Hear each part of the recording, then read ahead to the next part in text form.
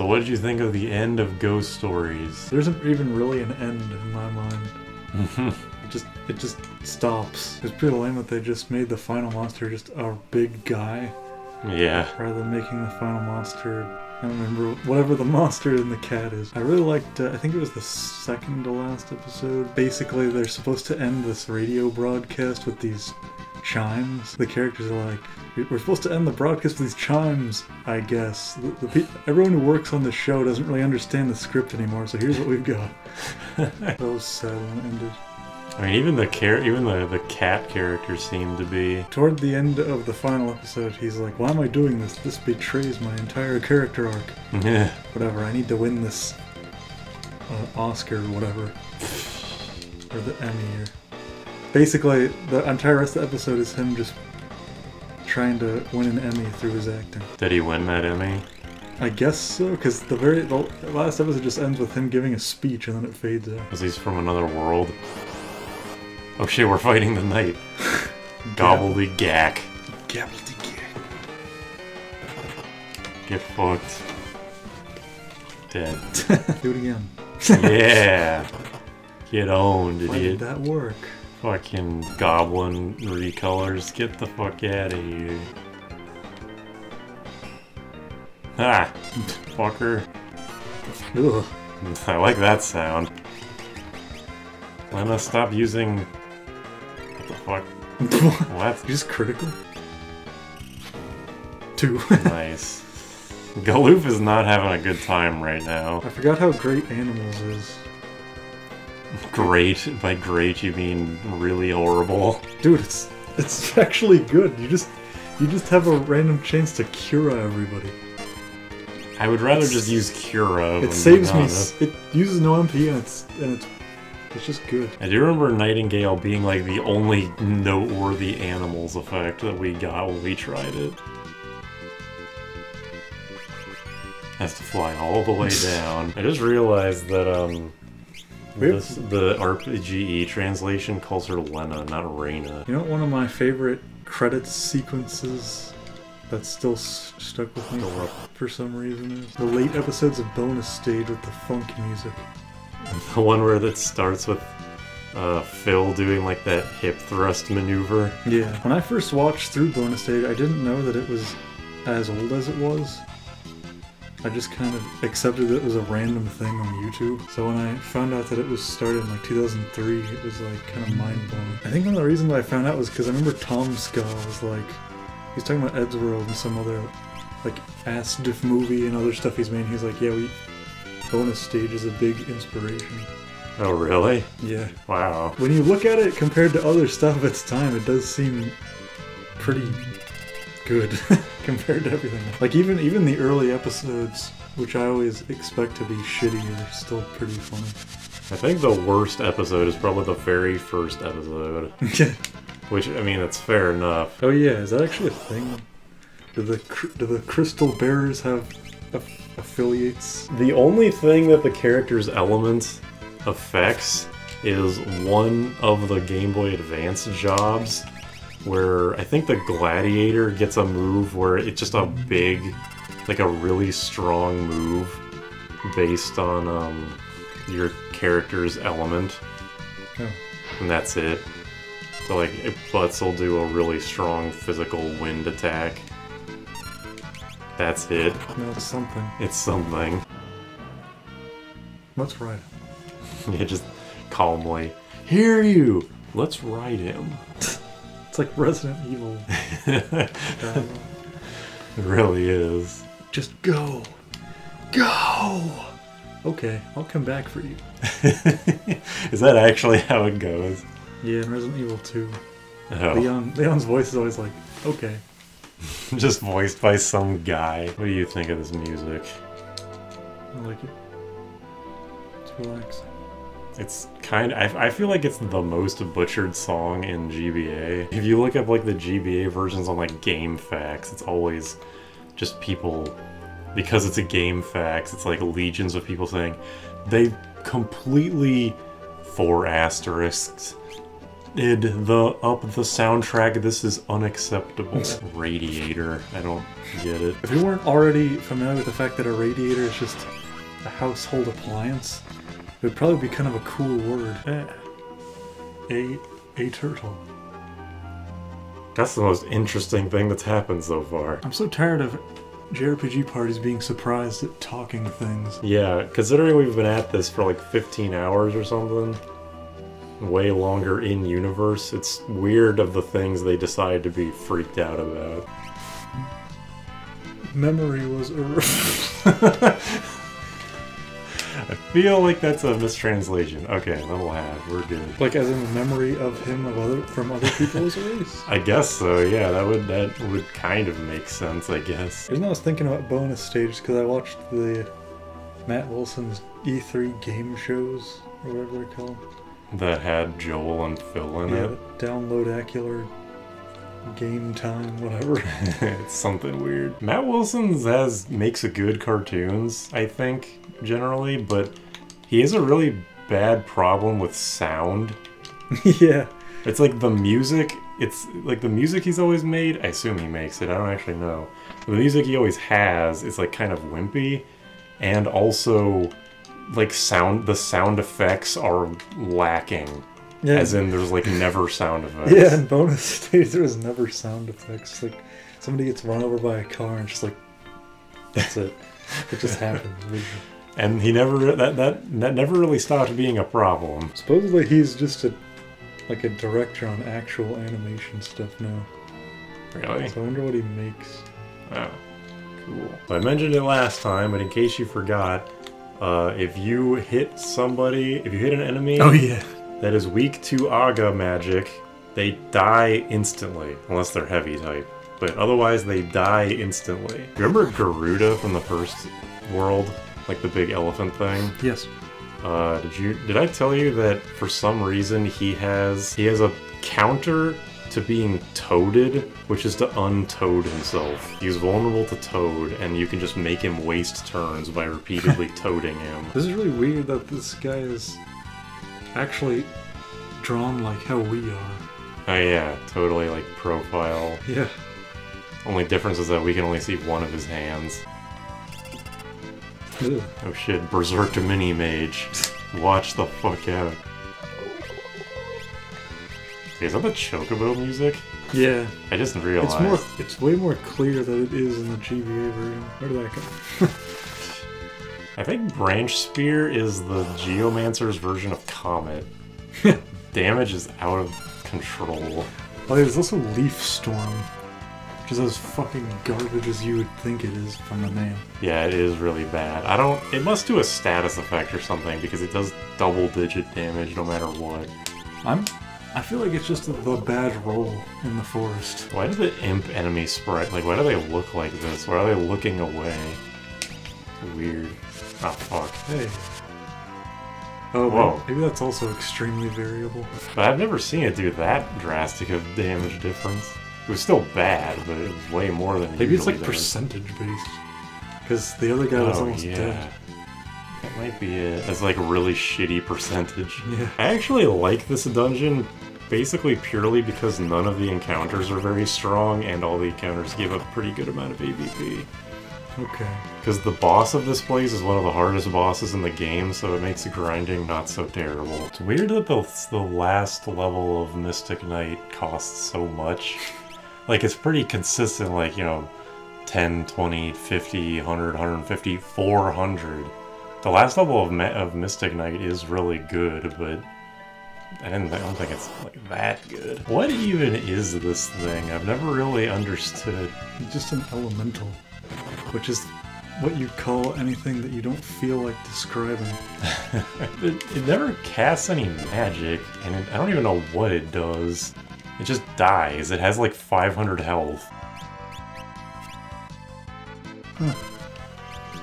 Also, that thing just tried to use spirit power, which you wouldn't think is a physical attack, but apparently it is. But it killed it. There's no way it can be percentage based in that case. Percentage based on your max HP. That can't be true either, because it did different damage to the two mini mages. so I don't fucking know. Percentage based on your max HP in a range. Okay, I'll accept Which is that. basically just an attack at that point. I don't know. Eris is just Ferris without the F. True. And Lena backwards is anal. Ew. And butts is an anagram for tubs. Whoa. Cure Beast. Those aren't cures. It's painful. Not two-handing anymore. Hey, you cure. Somehow they're not curing themselves, even though that's not possible for you. If your healing can be out-damaged by a back row knife attack, you have fucked up somewhere. Die!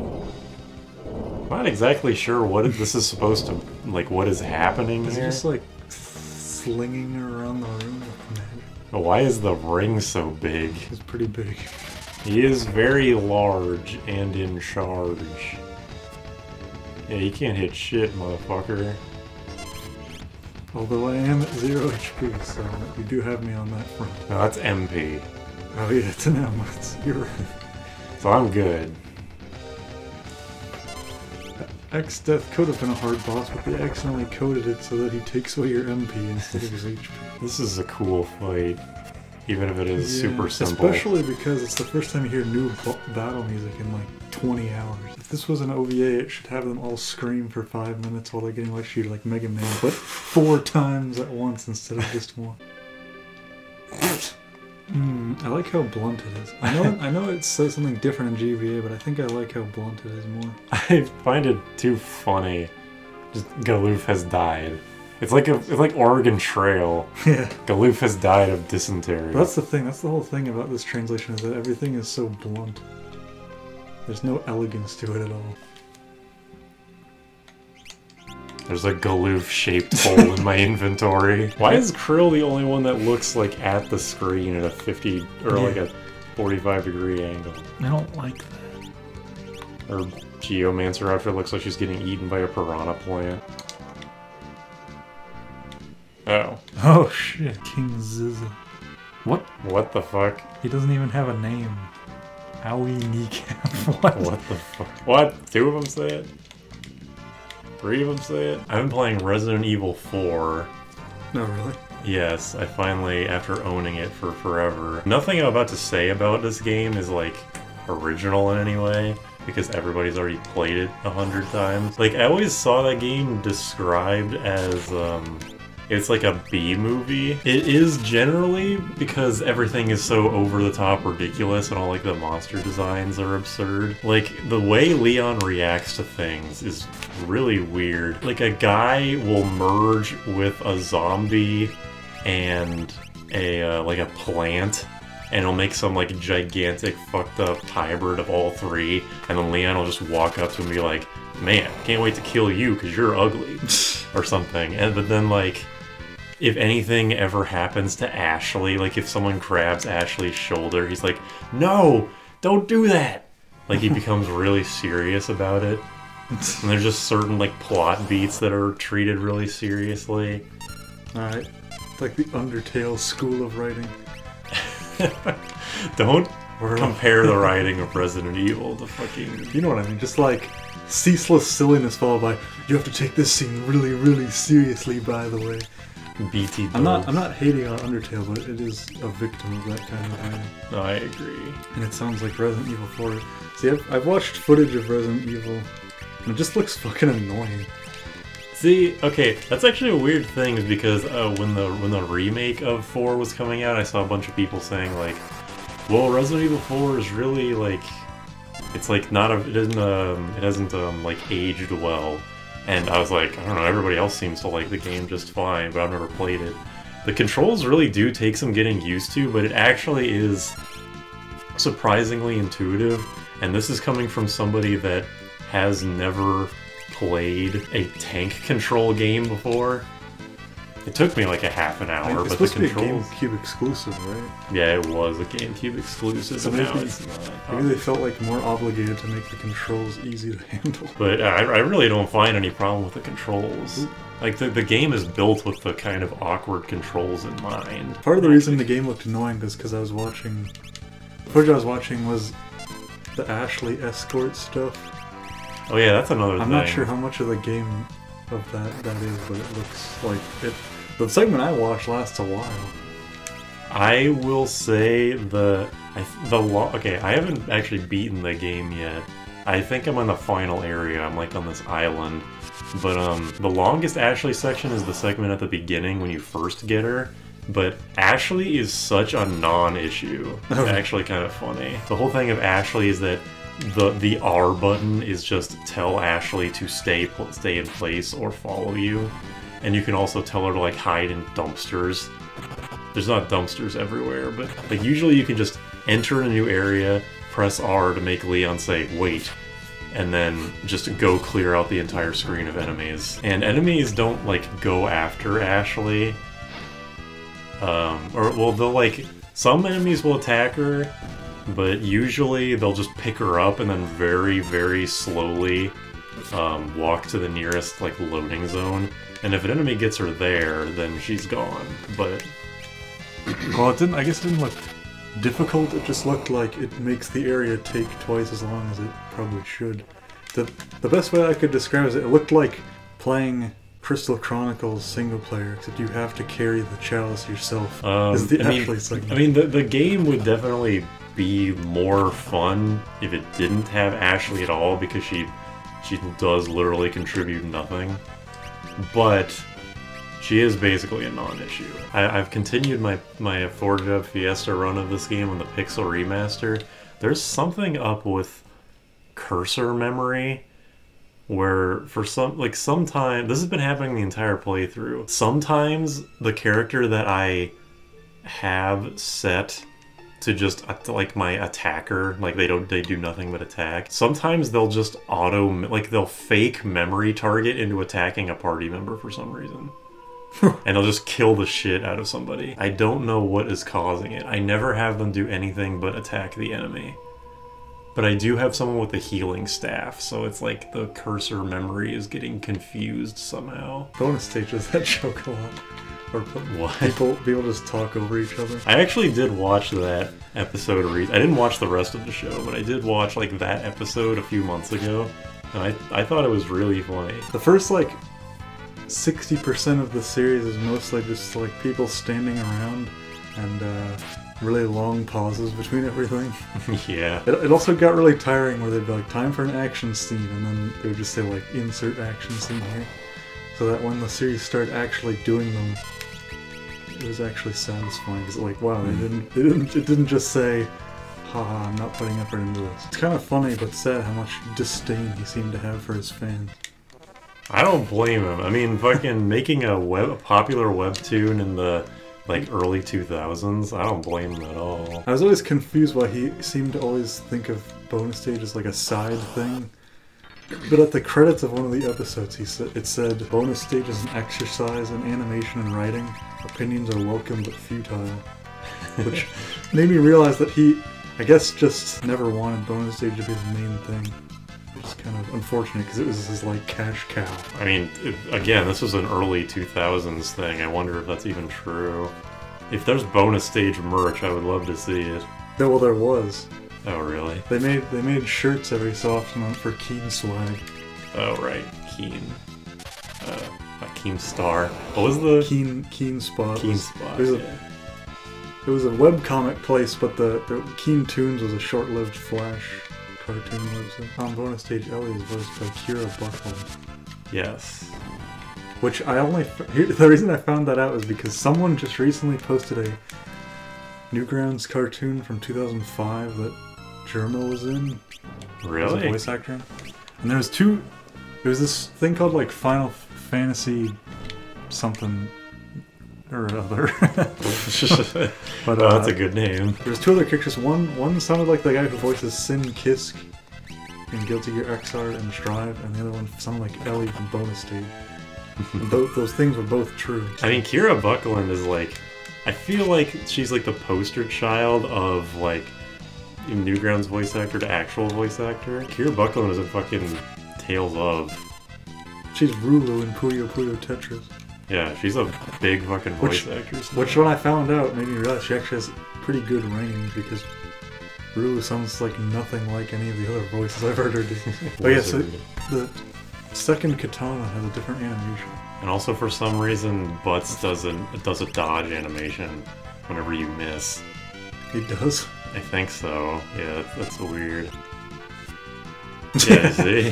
He's like, yeah, get him! Oh. And also, why is it missing so much? Recently, there was a post, there's a thing that went to Reddit's front page. It was on like the one of those stupid like data subreddits, where it just shows like data in isolation. It was like songs in the top 10 of the year that have key changes. And like, as time goes on, less and less songs have key changes that are popular. And maybe this is just me expecting the worst, but I feel like because it's Reddit, what you're supposed to get out of it is new music sucks, old music was better. That's kind of like a common bias that people can tap into. Yeah, it's like yeah, just confirm what you already think. As far as I can tell, I might be totally off base on this, but as far as I can tell, key changes are kind of like ambiguous. Something could be a key change, or it could just be like a really weird chord in the progression or whatever. So it feels kind of vague in the first place.